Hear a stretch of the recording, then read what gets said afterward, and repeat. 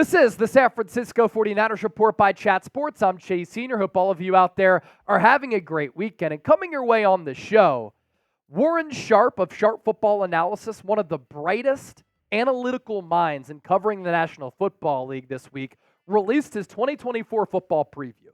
This is a book that I've gotten over the last several years because it best prepares me to be an NFL analyst and host to get ready for the upcoming season. The analytical nuggets, the stats, the trends, they're also informative. And I want to relay a lot of that information to you as part of our Niners 2024 all-too-early season preview. So this is what you're going to get here today.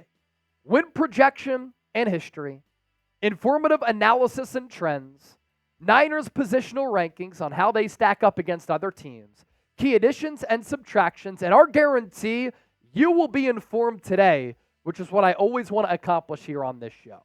You first take a look at the Niners' forecasted win total and the 2024 strength of schedule based on Vegas's forecasted win totals. A lot of times, people will have forecasted win totals based upon what a team does the previous year.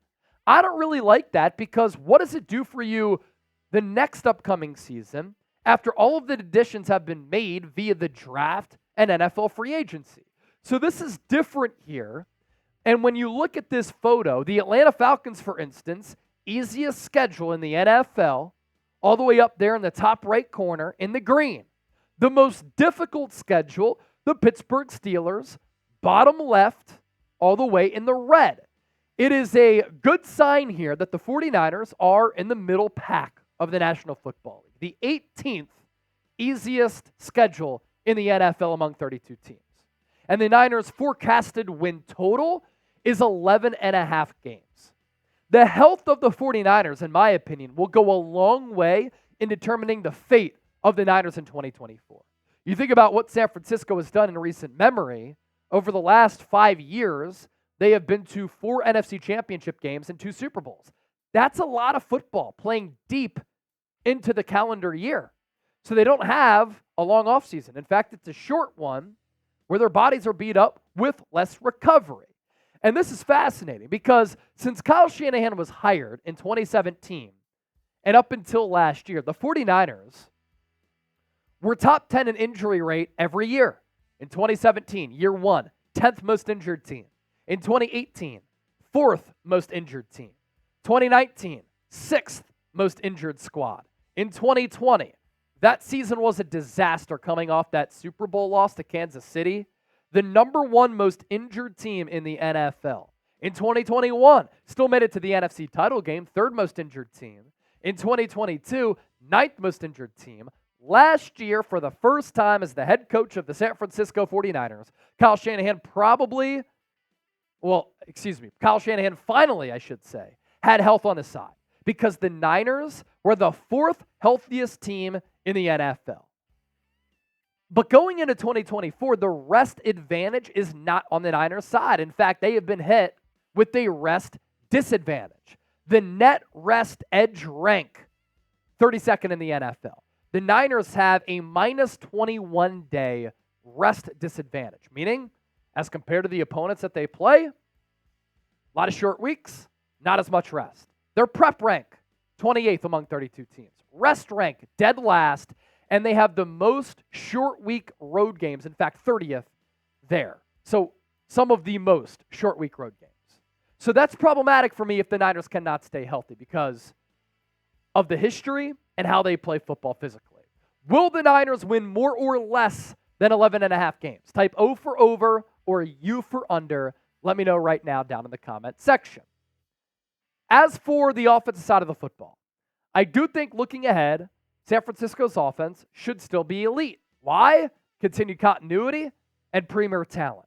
The Niners, coming off that Super Bowl loss, will return their starting quarterback, top 2 running backs, top 3 wide receivers, tight end, and offensive line. And to have that continuity is really important in a game in which there are a lot of nuances and complexities. Sharp football analysis on the 49ers offense. The 49ers made major improvements offensively last year, even though they faced a more difficult schedule. Brock Purdy's growth and development Big reasons for that. Now, that's my opinion. And then you take a look at the Sharp Football Analysis numbers. In 2022, the Niners were 8th in early down success rate, 7th in overall offensive efficiency, 17th inside the red zone. Yet in 2023, they were 1st in all of those categories. Those numbers certainly show you that Brock Purdy's growth and development helped the Niners take another leap offensively. And then the numbers that we're about to show you right now prove that despite what the naysayers say, Kyle Shanahan is an elite offensive mind in this league. He's an elite head coach with how he calls and designs plays. Expected completion rate since 2017 for all of his quarterbacks, regardless of who they are. And this goes into how Kyle Shanahan draws up plays and the offense. Brock Purdy 8th last year. 2022, Garoppolo was number 1, Purdy number 2. In 2021, Garoppolo was number 5. In 2020, Garoppolo number 1, Nick Mullins number 6. 2019, Garoppolo number 3. 2018, C.J. Beathard number 1, Nick Mullins at 13. 2017, Jimmy Garoppolo number 9, C.J. Beathard at number 10. That's consistent since Shanahan was hired in 2017. How about yards after the catch per completion? The Niners number 1 every year since 2018. Again, that goes to show you the magician-like ability for Kyle Shanahan to call pass plays and to have his offensive weapons catch the football, then take off in space. That comes down to play design. Number 1 each of those years. How about yards after the catch per attempt? Still elite. Number 1 in 2023. Number 1 in 2022. Number 1 in 2021. Number 3 in 2020. Number 1 in 2019. And number 2 in 2018. It's very impressive for Kyle Shanahan, and I do believe that he is going to get that Super Bowl championship very soon. Be sure to subscribe to us here on the Niners Report for more content like this. But keep in mind that training camp is coming up on July 23rd when the whole team will be there. Preseason right after that. We're less than a month away from the Niners preseason opener. And then right after that, regular season is going to be here. We talked offense here with some in-depth analysis. How about defense? There are reasons why Steve Wilks is no longer the defensive coordinator and why the Niners made a switch there. The Niners allowed 4.1 yards per carry, 17th in the NFL last year. They finished 7th in yards before contact by a running back.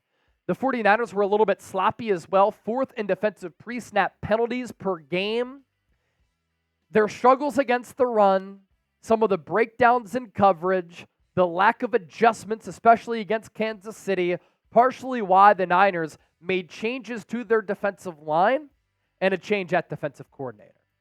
One thing is constant with this Niners team going into the year, they're very talented. Their positional rankings, quarterback room, number 10, offensive line, of course, 16th. Not good enough in my opinion. Running backs, number 1. Wide receivers, number 1. Front 7, number 2. Secondary, top 10 unit. Warren Sharp, Sharp Football Analysis. They think that Kyle Shanahan, the second best coach in the NFL, what a squad. And that's why I think going into this year, if the Niners don't get bit by the injury bug, they control their own destiny. They can return to the Super Bowl 59 in New Orleans. There's no reason why they shouldn't be able to do that. I also think they did a good job of bulking up the depth on this squad. Some key offseason additions here. Malik Collins taking over for Eric Armstead. He's cheaper, and he's been the more productive and durable player the last 2 years. Leonard Floyd, more consistent and productive than Chase Young. Yetur Gross-Matos, a lot of ability there at the edge, more than an 80-inch wingspan. He's an athletic freak. Can he put it all together under Chris Kocurek? I think he can. Devondre Campbell, the linebacker. Jordan Elliott, defensive tackle, better against the run as the Niners look to improve against the run. Furthermore, Joshua Dobbs, backup quarterback. Chris Hubbard, backup right tackle. Eric Sauber, don't think he'll make the team, but the Niners did sign him in free agency. And then I like what the Niners did at cornerback. In addition to drafting Renardo Green, they bring in Rock Ya-Sin, Isaac Yiadom, Chase Lucas, all veterans. And I know that Ricky Pearsall is a little bit of a reach, but I think that he could have an impact as a rookie for this team. Footwork, route running is really good. Niners took him round 1. Renardo Green, the corner out of Florida State, could get some nickel snaps, maybe some safety snaps round 2. Dominic Pooney did not give up a sack last year playing left tackle for Kansas. He could maybe start at right guard. Malik Mustafa, versatile safety. Niners traded up for Isaac Garendo, 4.3 speed at 220 pounds. Jacob Cowing, also a 4th-round pick as a wide receiver, very shifty, short area quickness. Jarrett Kingston also did not give up a sack last year. And then Tatum Bethune, who said he modeled his game a little bit after Dre Greenlaw with the physicality in which he plays with. So some good in-depth information there. And the Niners, of course, lost some talent. Here are the key offseason subtractions. Niners will miss the leadership and the captainship of Eric Armstead. Chase Young, a ton of ability, has never really been able to fully put it together outside of his rookie year. Sam Darnold, I do think the Niners got worse at the backup quarterback spot, but they saved some money by letting Darnold go. Javon Kinlaw ranked a top 10 defensive tackle by ESPN in their defensive tackle rankings. Cleveland Ferrell, good depth piece at that edge spot. You replace him pretty much with your Turgros Matos, a younger player. Charlie Warner, Ross Dwelly, the tight ends. Moving on. Ray McLeod, we're not sure who the Niners punt returner or kick returner are going to be because that spot was occupied by Ray McLeod. Oren Burks was a really good special teams linebacker. And then Tashawn Gibson, the safety, 6-game suspension to start the year for violating the NFL's policy on PEDs. So I hope you enjoyed today's show. An all-too-early season preview for the San Francisco 49ers. Grade the Niners roster on a scale of 1 to 100. Let me know down in the comment section. And as always, thank you so much for your support.